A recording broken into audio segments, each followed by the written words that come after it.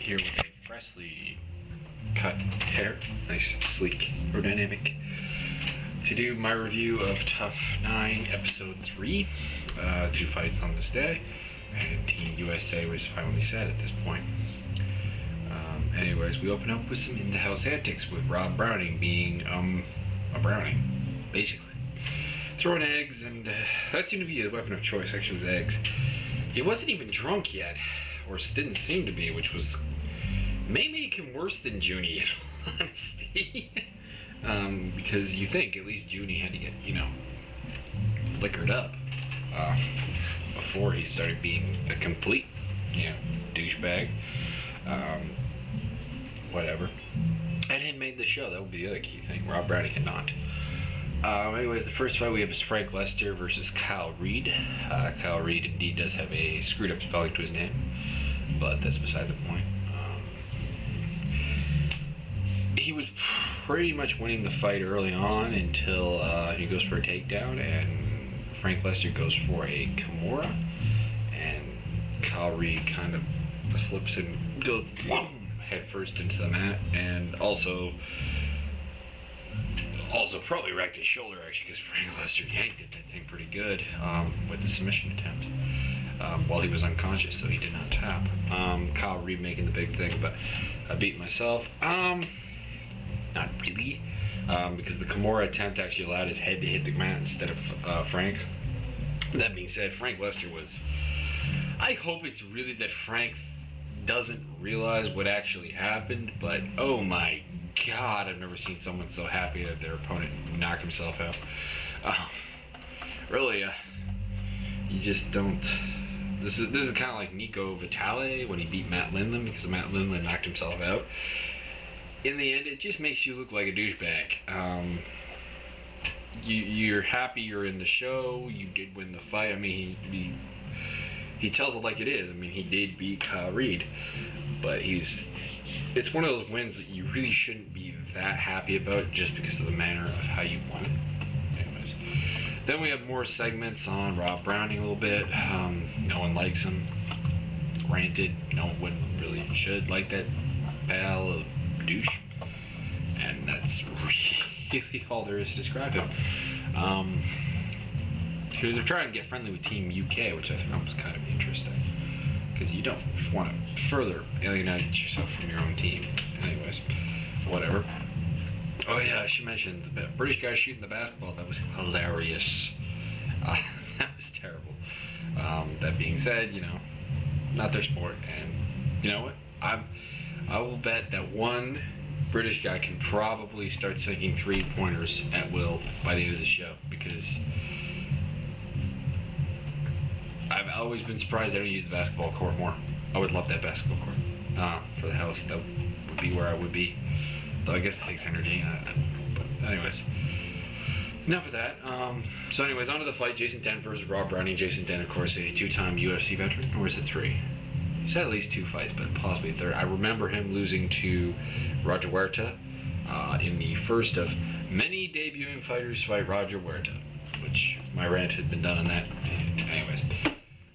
And Gleison Tibau in his 155 debut both just overpowered him with size. And going into this fight, you got the feeling Rob Browning wasn't going to be able to do that, because he's apparently a bantamweight, which is a little surprising. He looks like a big bantamweight, possibly a successful bantamweight if he. I mean, the Brownings have athletic ability. They're just douchebags, basically. Anyways, Rob has some decent strikes early on, but then the fight hits the ground. Dent just starts pounding away at him, and eventually Steve Mazzagatti stops it.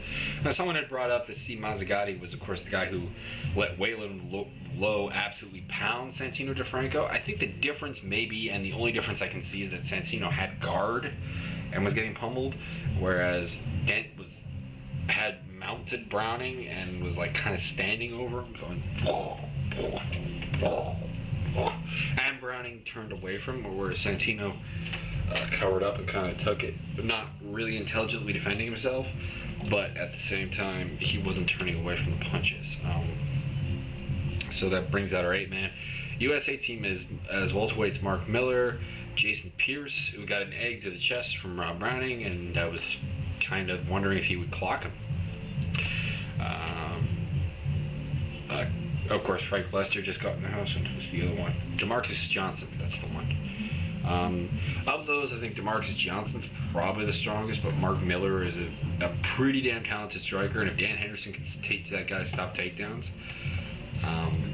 which was his weakness if you watch his fights in the IFL, is we could take him down and get laid on.